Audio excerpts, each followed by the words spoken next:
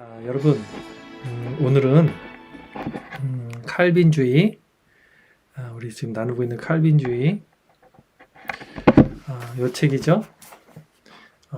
주엘 비키 박사님이 쓰신 칼빈주의, 이 책에 있어서 우리 신앙 고백서, 오늘은 웨스트민스터 신앙 고백서와 웨스트민스터 소요리 문답 그리고 대요리 문답 요 세 가지에 대해서 살펴보도록 하겠습니다. 우리 개혁주의 신앙 고백서의 역사를 다시 한번 확인하고 시작해 볼게요. 최초의 신앙 고백서, 우리 개혁 신학, 종교개혁 이후 신앙 고백서 뭐가 있었냐면 벨직 신앙 고백서가 최초에 있었고요. 1560년대 그쪽에 나오는 거예요. 그리고 두 번째가 하이델베르크 신앙 고백서 1563년 정도에 나왔죠. 그리고 제2 스위스 신앙 고백서 살펴봤던 거 기억하시죠? 그리고 시간이 조금 지나서 1600년도 초에 이제 도르트 신조, 도르트회의에서 있었던 도르트 신조까지 살펴봤고요. 오늘 이제 세 가지에서 총 7가지 살펴볼게요. 오늘은 그 도르트 신조 1610년경에 나왔던 도르트 신조에서 한 30년 정도 더 후에 나오는, 한 세대 후에 나오는 이제 웨스트민스터 신앙 고백서, 우리 최종적인 개혁주의 신앙 고백서죠. 이것이 아주 표준 문서가 된 거죠. 그래서 지금까지 오늘날까지 이어져오는 웨스트민스터 신앙 고백서와 또 1년 후에 개정된 그 소요리 문답과 대요리 문답까지 이 역사와 배경 이런 것들에 대해서 한번 살펴보도록 하겠습니다. 그리고 이제 다음 시간에는 마지막 이제 우리 신앙 고백서로 침례교 신앙 고백서에 대해서 살펴보고 그 다음에는 이제 교리 시간으로 또 넘어가도록 하겠습니다. 자, 페이지는요 69페이지입니다. 오늘 69페이지부터 75페이지까지 69페이지부터 75페이지까지 함께 읽고 또 내용을 나누도록 할게요. 책이 없으신 분은 그냥 제 얘기를 잘 들으시면 됩니다. 웨스트민스터 신앙 고백서 1647년에 나온 거예요.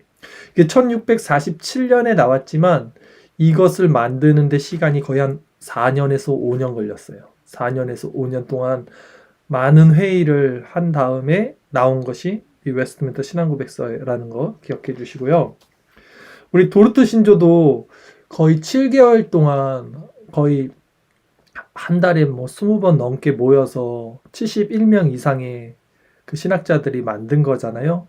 그래서 그것이 1618년에서 1619년 이렇게 만들어진 거예요. 7개월이 있어서. 그리고 30년이 지나고 한 세대죠. 한 세대가 지나고 1647년에 이제 웨스트민스터 신앙 고백서가 나오는 건데 도르트 신조는 이제 네덜란드잖아요. 도르트 지역이. 근데 이제 웨스트민스터는 이제 영국입니다. 그래서 오늘은 영국에서 나오는 이 신앙 고백서에 대해서 살펴볼 거예요. 영국은 정말 중요한 나라죠. 전 세계적으로나 역사적으로. 왜냐면 영국에서 나오는 언어가 전 세계 공통어예요. 영어가 영국에서 나온 거잖아요. 예. 그리고 영국에서 나오는 옷, 그 양복도 신사. 그것도 영국에서 나온, 그러니까 영국이 대영 제국, 해가 지지 않는 제국으로서도 굉장히 전 세계적으로 많은 영향을 끼쳤지만 이 기독교 안에서 신앙에서도 굉장히 큰 역할을 하고 있어요. 영국 하면 떠오르는 것이 청교도예요.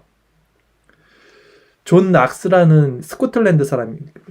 영국의 배경을 잠깐 먼저 설명을 드리고 시작을 할게요. 그러면 영국은 총 4개 섬으로 이루어진 나라예요. 그래서 맨 밑에가 잉글랜드가 있고요. 그 위에 이제 웨일즈가 있었고, 그다음에 이쪽 떨어진 섬에 아일랜드, 북아일랜드, 그다음에 위쪽에 스코틀랜드 지역이 이게 있습니다. 그 배경에 대해서는 나중에 설명드릴게요. 왜 이렇게 4개가 나왔는지, 그 잉글랜드 섹슨족이 들어오고 이런 역사가 있는데 그거는 지금 이 시간이 역사 시간이 아니니까 다음에 기회가 되면 영국의 역사에 대해서 한번 설명을 드리면 좋을 것 같고요. 어쨌든 그 스코틀랜드 저 위쪽에 있는 존 낙스라는 사람 이분이 개혁 신학 그러니까 칼빈 시대 때 사람이에요 거의. 그래서 그 시대 개혁 신학을 추구했고 제네바로 이제 갔습니다. 제네바로 가서 아마 그때 귀향을 갔을 거예요. 그때 왜냐면 영국은 그 메리 여왕이 그때 다스렸던 때인데 굉장히 기독교를 박해했습니다. 아니 개신교를 박해했어요. 이제 메리 여왕이 카톨릭이었기 때문에 엄청 죽였어요. 그래서 아마 피해서 제네바로 가서 칼빈에게 그 제네바에서 배웁니다. 개혁신학을 정통으로 배우고 또 그 와중에 갤리선인가 그 노예선 프랑스에 대항했다가 노예선에서 19개월인가 그 노젓는 그 노예로 또 팔려갑니다. 이 존낙스란 사람이. 그래서 그분이 그걸 다 해치고 나서 다시 이제 죽을 각오로 다시 자신의 고향인 영국 그 스코틀랜드로 가는 거예요. 그 피해 여왕 메리가 있는. 근데 이제 그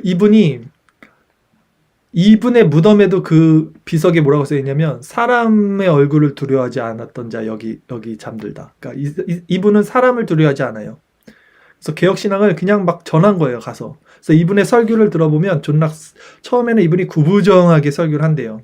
근데 설교가 끝날 쯤에는 정말 사자처럼 포효하고 막 선포하고 막 하는데 사람들이 거기에 다 이제 놀라고 그랬다고 합니다.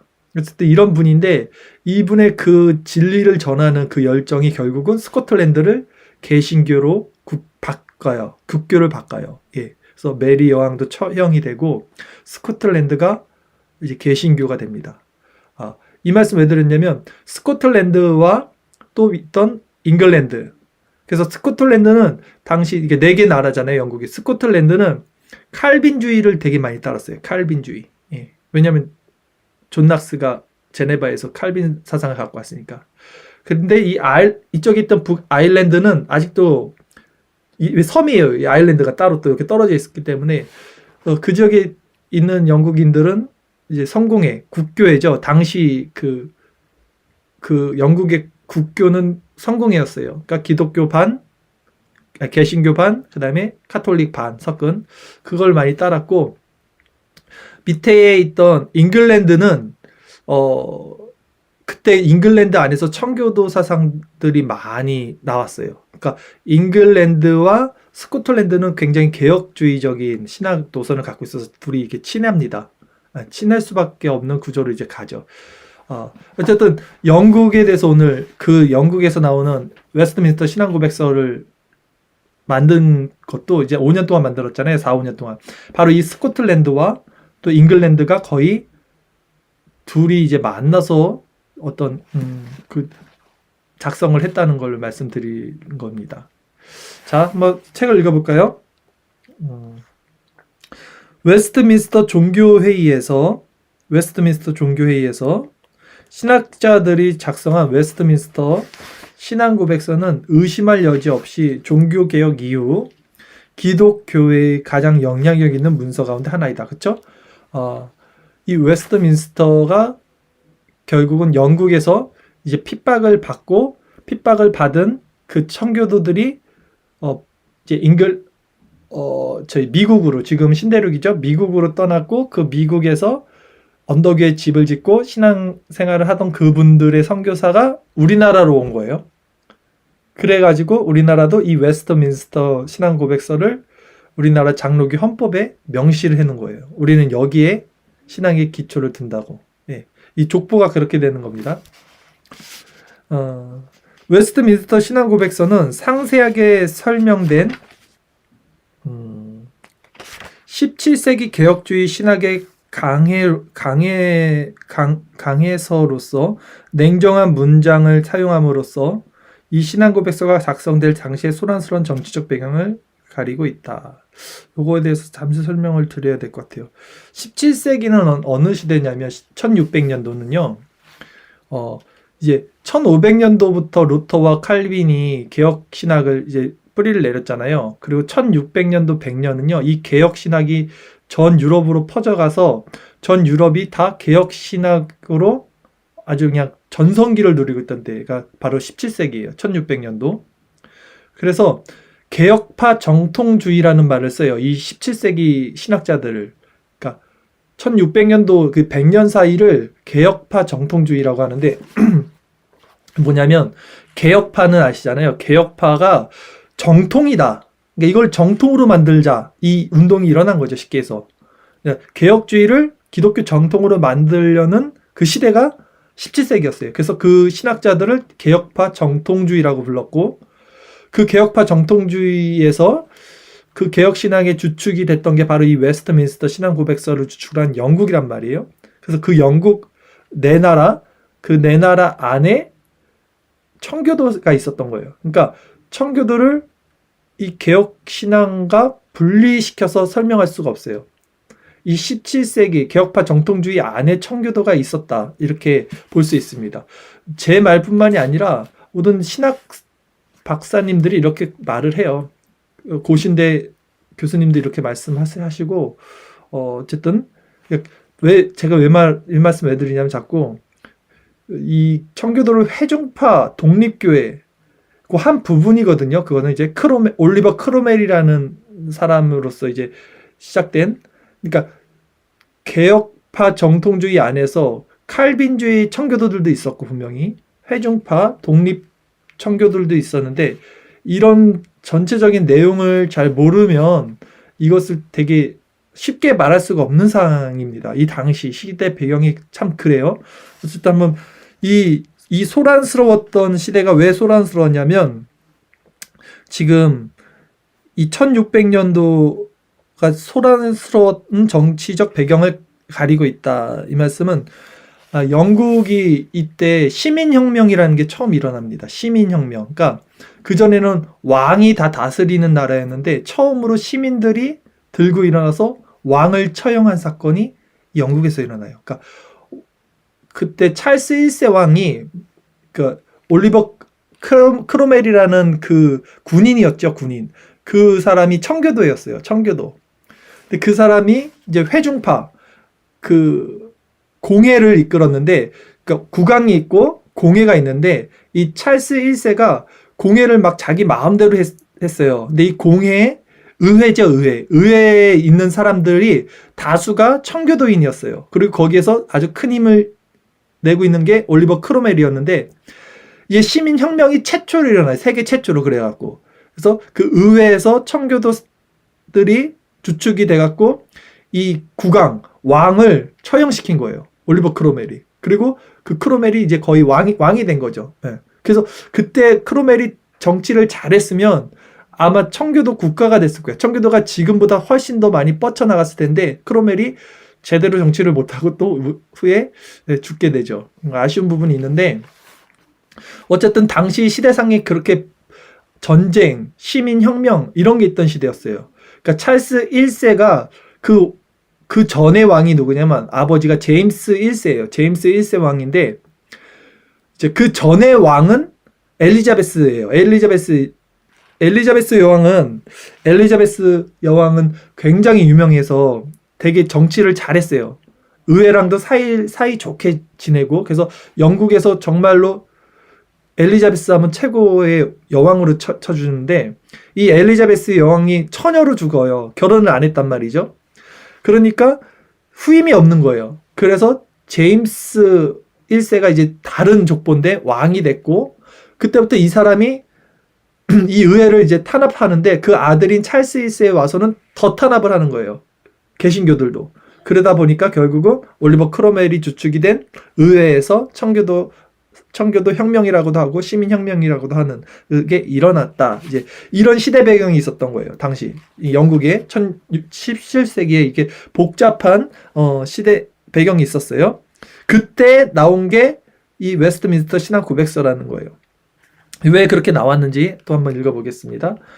영국의 찰스 1세와 점점 증대되는 청교도 국회 사이의 긴장. 이게 아까 제가 말한 의회와 찰스 1세 왕이 점점 이렇게 사이가 안 좋아졌다는 거예요.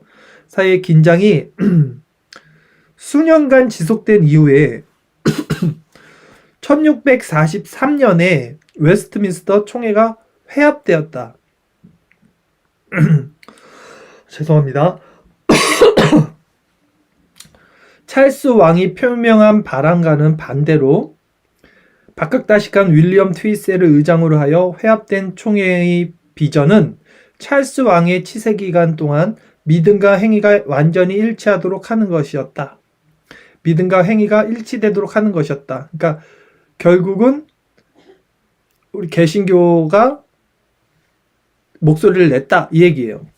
대부분 청교도들로 구성되었던 웨스트민스터 신앙고백서의 대표자들, 이게 무슨 말이냐면 이 웨스트민스터 신앙고백서를 만든 사람들의 대부분이 청교도인이었다는 거예요. 대부분 청교도들로 구성되어 있던. 예. 그러니까 청교도를 개혁신학과 떨어뜨릴 수가 없는 이유가 여기 있는 거예요. 이렇게. 그래서 이 웨스트민스터 신앙고백서의 대표자들은 본래 영국 국교회, 그러니까 성공회죠. 성공회 39개 신앙 조항을 개정하고자 했다. 이게 무슨 말씀이냐면 원래 국교회 성공회가 1556년도에 36개 조항이라는 것을 딱 신조를 내요. 그래서 청교도들은 이 36개 조항, 이 국교회의 36개 조항을 개정하려고 했던 거예요, 원래는. 예. 마치 루터가 95개 반박문을 비텐바르크 성전에 그 대학에 붙인 것도 아직 이걸 박살내고 전복시켜서 바꾼 게 아니라 중세 로마 카톨릭을 그러니까 중간에 좀 바꾸고 싶어서 개정하고 싶어서 수정하는 차원을 했던 것처럼 마찬가지였던 거예요.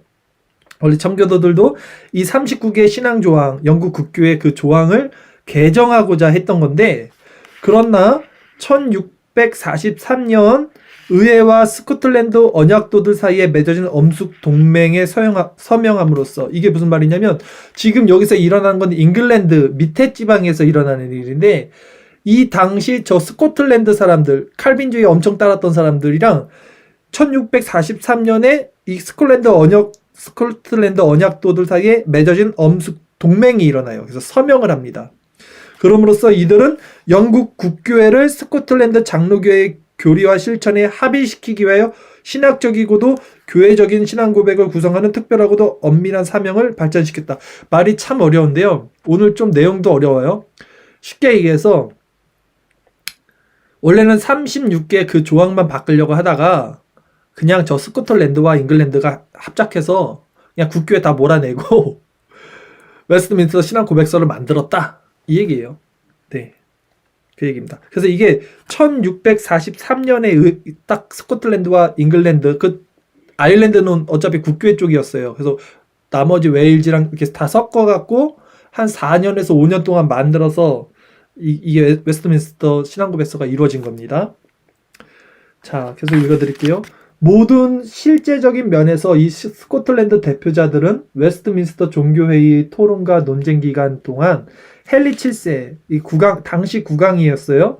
이 헨리 7세의 예배당에 모인 대표자들 가운데, 그리고 나중에 런던의 웨스트민스터 사원에 위치한 예루살렘 회의실에 모인 대표자들 가운데 가장 강력한 집단을 형성했다. 네, 스코틀랜드 신학자들이 가장 강력했다는 거예요.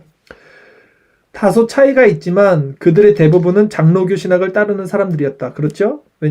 칼빈주의에서 존 낙스가 스코틀랜드 사람이니까.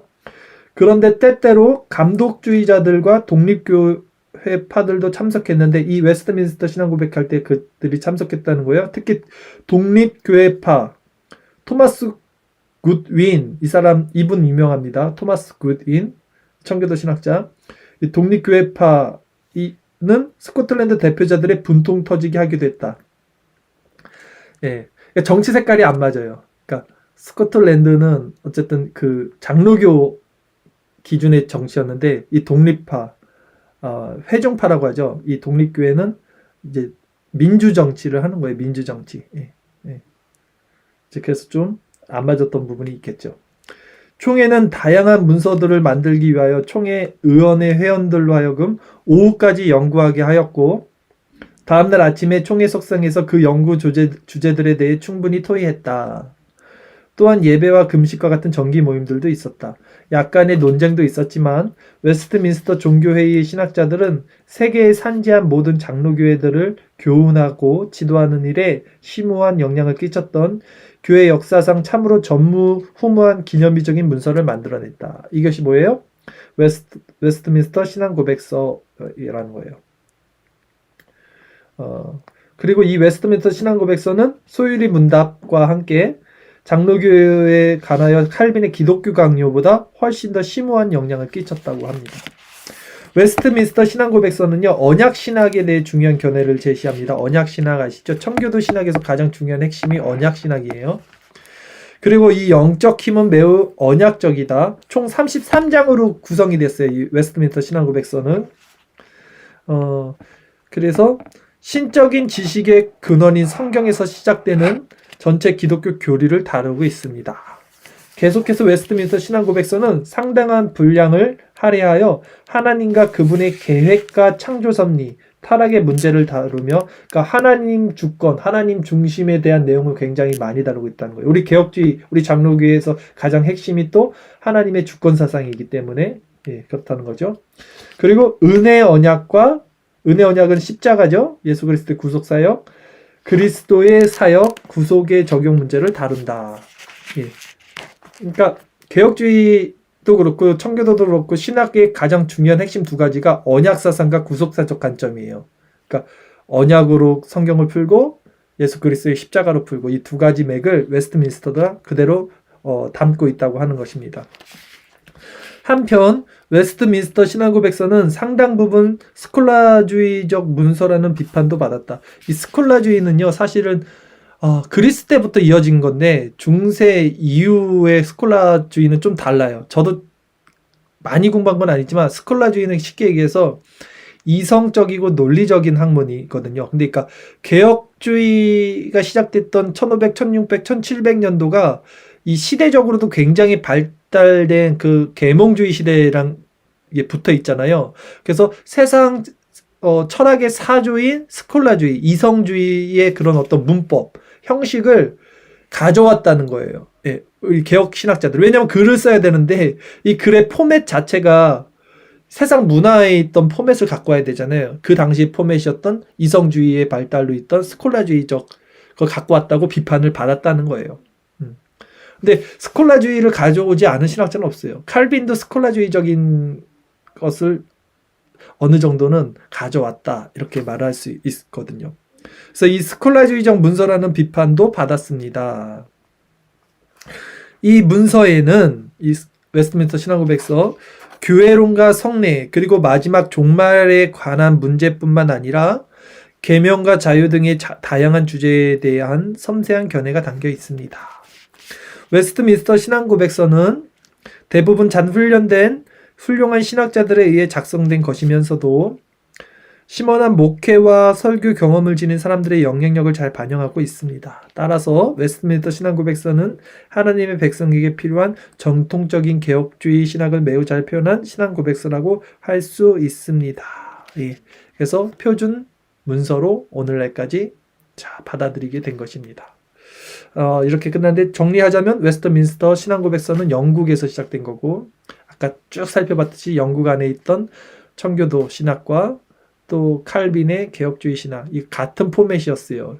16세기죠. 그러니까 16세기는 청교도 따로 개혁주의 따로 이렇게 나눠지는 신학적으로 나눠진 때는 아니었어요. 분명히 청교도 안에서 회중파가 있음에도 불구하고 정치적인 색깔 그러니까 교회로는 좀 달랐어도 어떤 구원론이나 신학적인 노선은 개혁주의 안에 같은 포맷을 갖고 있었다. 이렇게 보는 게 옳고 그들의 포맷이 뭐였습니까? 두 가지 언약사상과 구속사적 관점을 가지고 있었는데 이것을 그대로 반영한 것이 4년에서 5년 사이에 만든 이 웨스트민스터 신앙고백서고 이 신앙고백서를 가지고 있는데 나중에 이제 올리버 크로멜이 다시 죽고 나서 다시 이제 왕권이 세워집니다. 왕권이 세워지니까 또 청교도들이 구박을 받죠. 핍박을 받으니까 이제 신대륙을 떠나는 거예요. 그 후에 이 신앙 고백서를 가지고 떠나는 거예요.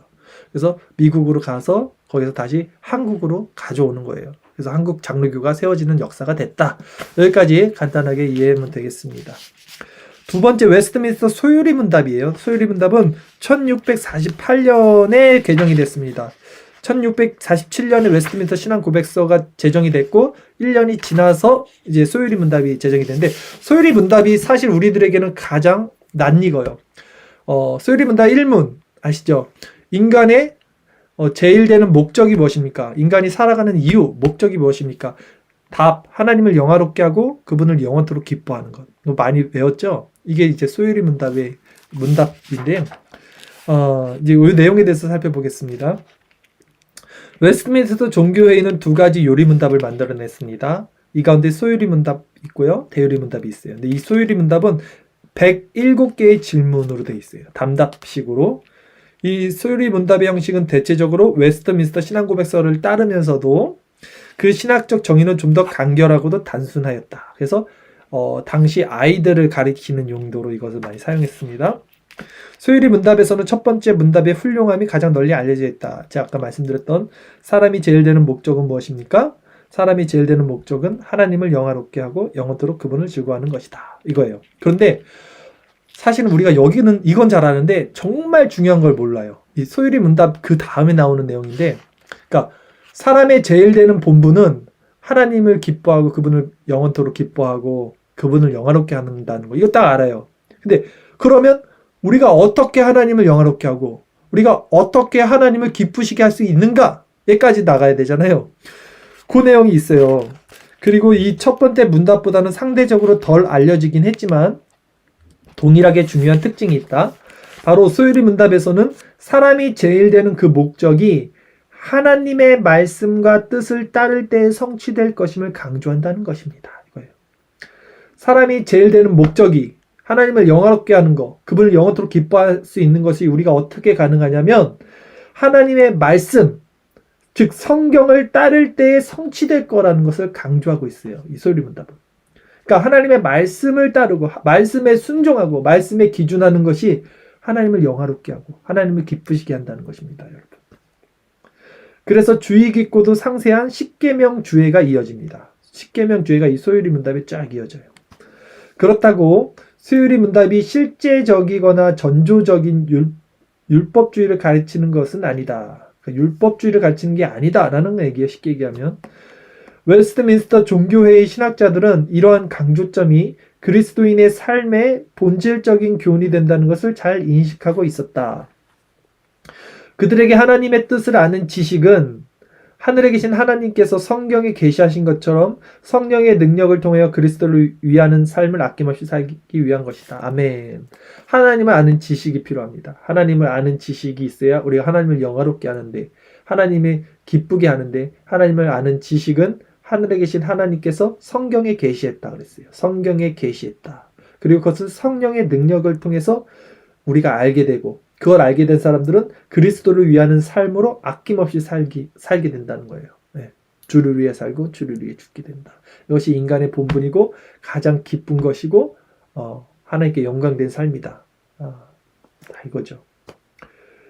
자, 시간이 많이 지체됐으니까 또 바로 넘어가도록 하겠습니다. 마지막 웨스트민스터 대요리 문답에 대해서 살펴볼게요. 웨스트민스터 대요리 문답. 웨스트민스터 소요리 문답과 동일하게 1648년에 제정이 되었습니다. 이 대요리 문답은 상대적으로 더 잘 알려진 소요리 문답의 신학과 많은 특징들을 공유하지만 소요리 문답보다 더욱 상세한 근거와 기초를 다루고 있습니다. 대요리 문답은 총 196문으로 되어 있어요. 소요리 문답은 107개, 대요리 문답이 좀 더 많죠.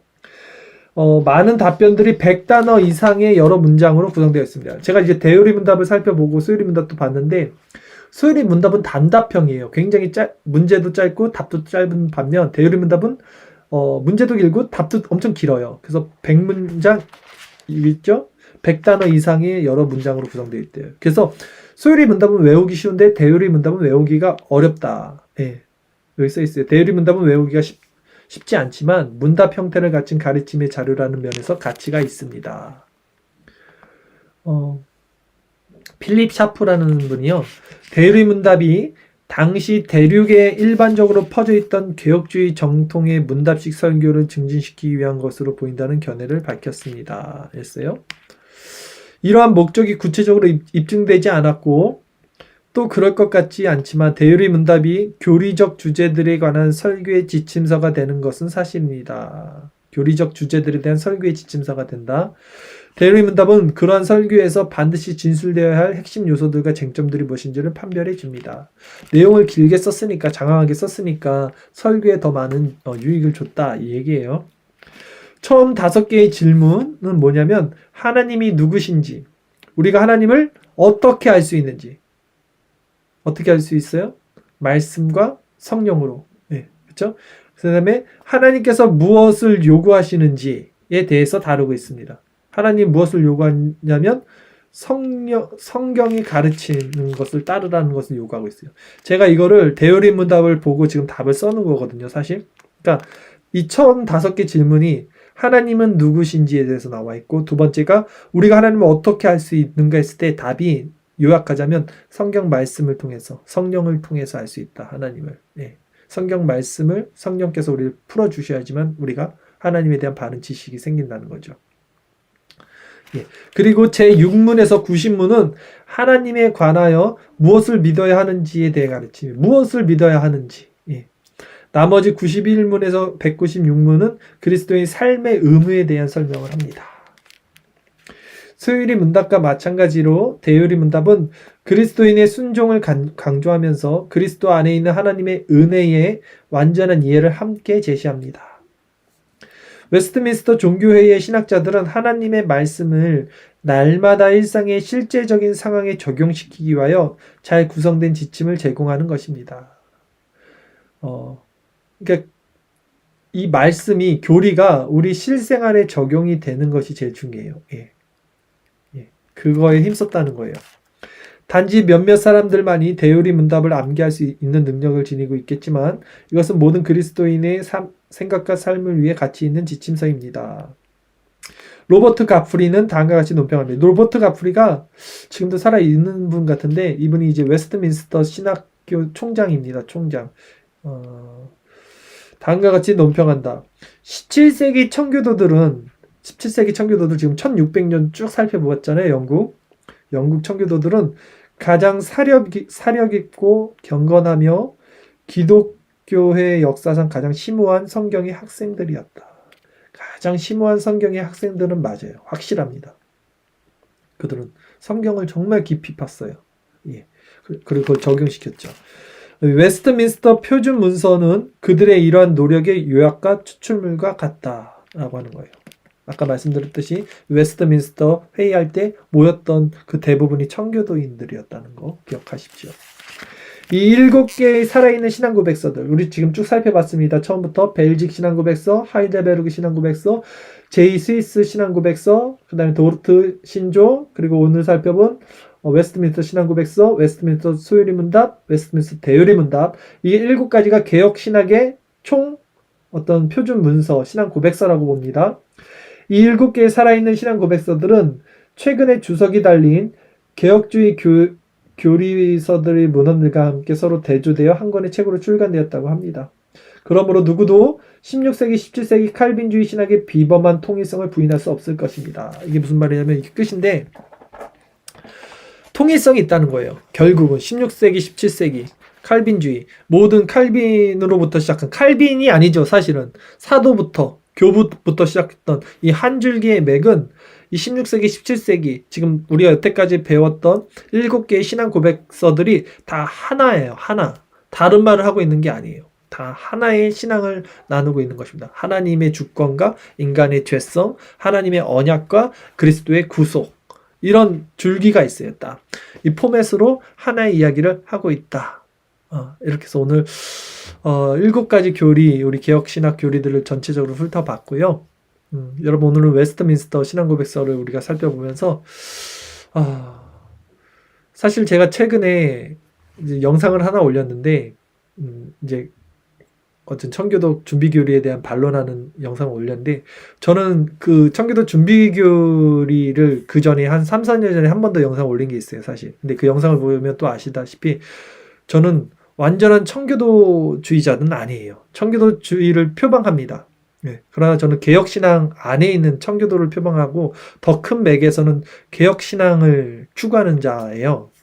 다만 제가 청교도 신학인 이런 준비교리를 지지했던 거, 그 다음에 여기에 대한 반론을 했던 것은 그럼에도 청교도들의 신학 안에서 우리가 본받아야 될 부분이 상당히 많기 때문에 그것을 추구하는 거예요.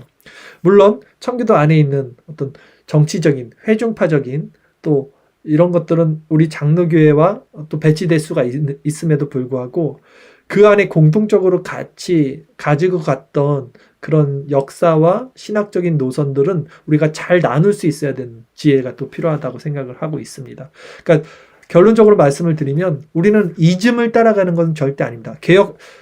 참 아쉬운 거가 라운성 교수님도 이즘이란 말 쓰지 말고 개혁 신앙 이런 말 시작을 했는데 여기 제목이 칼빈주의라 어쩔 수 없이 칼빈주의라고 제가 말은 하지만 이 주의라는 것이 이즘이잖아요. 근데 개혁주의, 복음주의, 칼빈주의 이 주의는 사실 좋은 건 아니에요. 세상적인 원리거든요. 우리는 주의를 따라가는 자들이 아니라 그냥 어떤 개혁 신학 또 개혁 신앙 안에 있고 이렇게 말하는 것이 올바르다고 생각이 들어요. 그래서 저는 어떤 주의를 따라가기보다는 정말 바른 성경에서 말하는 것이 결국은 정통적인 그것이 하나님의 주권과 인간의 타락, 그렇죠? 이게 큰 한 맥이에요. 여기에서 인간의 자유의지가 조금 있다라고 생각하는 사람들, 알미니안주의자들과 대치가 되는 거기 때문에 그리고 이 하나님의 주권과 인간의 전적인 타락, 이 안에서도 하나님의 그 언약 사상을 붙들고 있고 또 그리스도의 구속사적인 관점, 이것이 능동순종과 또 연결이 돼요, 결국은. 이런 신학 자체를 바라보고 따르는 거지, 칼빈주의니까 다 맞아. 청교도니까 다 맞아. 이런 이즘을 따라가는 것은 아니라는 거를 여러분께도 말씀드리고, 여러분들도 그랬으면 좋겠어요. 네. 진리를 따르고 진리 안에 그런 신학들이 있는 거지, 진리는 모르고 그냥 그런 어떤 노선들을 따라가고, 청교도 노선, 개혁주의 노선, 이렇게 노선들을 따라가지 마시고, 왜냐하면 그렇게 되면 지식으로만 알게 됩니다. 진리는 성령을 통해서, 말씀을 통해서 우리가 배웠듯이 우리 심령에 알게 되는 거거든요, 결국. 그것을 알게 됐을 때 이것을 확증하고 판단하고 이것을 확인하는 수단으로 이 신학서들을 보면, 그래도 개혁 신학이 가장 올바르구나, 청교도 신학이 정말 깊고 유익하구나, 이런 것들을 알게 되니까 좋아하는 거예요. 그렇습니다. 오늘 두서없이 말씀을 전했는데요. 다음 주에는 두 가지 칼빈주의 침례교 신앙고백서를 살펴볼게요. 저도 이 부분은 좀 생소한데 침례교의 신앙고백서가 있다. 기대해 주시고요. 저도 한 주 동안 또 공부해갖고 다음 주에 만나도록 하겠습니다.